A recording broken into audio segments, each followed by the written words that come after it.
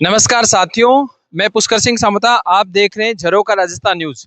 आज 16वीं विधानसभा है और इसमें बजट का जो घोषणा की जा रही है उन पर हम चर्चा करते हैं। माननीय नेतृत्व में और डिप्टी सीएम यानी दिव्या कुमारी के नेतृत्व में ये बजट पढ़ाया जा रहा है। इसमें कौन कौन सी विशेष बातें हैं, तो देखिए बजट की सबसे बड़ी विशेष बातें हैं। उनमें सबसे पहली घोषणा है अगले 28 लाख परिवारों के आवास निर्माण की स्वीकृति 2026-27 बजट में की जाएगी। पेयजल अधिकारियों के लिए 3000 संविदा कर्मियों की भर्ती का भी आज घोषणा हुई है। और साथ में जो विद्युती तंत्र का सुदृढ़ीकरण है, विद्युत के लिए उन्होंने अजमेर विद्युत ग्रिड में एआई द्वारा होगा संचालन।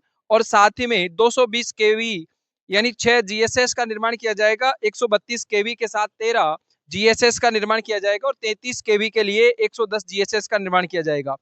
साथ ही जो बेरोजगार युवा हैं उन्हीं के लिए एक ये विशेष सौगात है कि 10,000 रुपए जो गाय चराने वाले होंगे उनको मानदेय दिया जाएगा।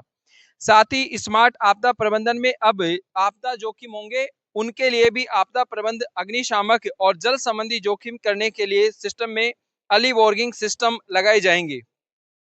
साथ ही प्रदेश के युवा नौकरी के लिए कहा गया है कि अब युवा नौकरी नहीं, युवा नौकरी देने वाले बनेंगे। ये भी इस बजट की विशेषता रही है। 1000 युवाओं को जापान और अंग्रेजी और कोरियन भाषाओं को प्रशिक्षण भी दिया जाएगा।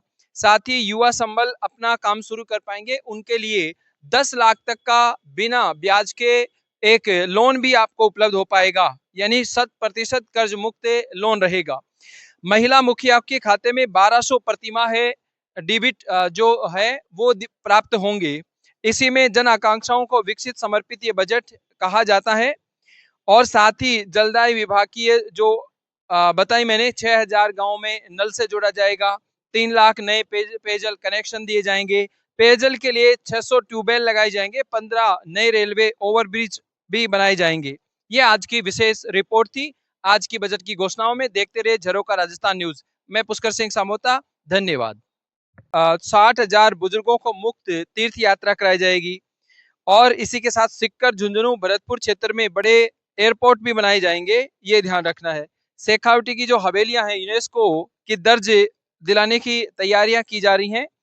और इसी के साथ आने वाले सत्र में जो स्कूलों हैं उनमें 500 स्कूलों में एक व्यावसायिक शिक्षा भी शुरू की जाएगी, यानी स्कूलों में व्यावसायिक पाठ्यक्रम दिया जाएगा।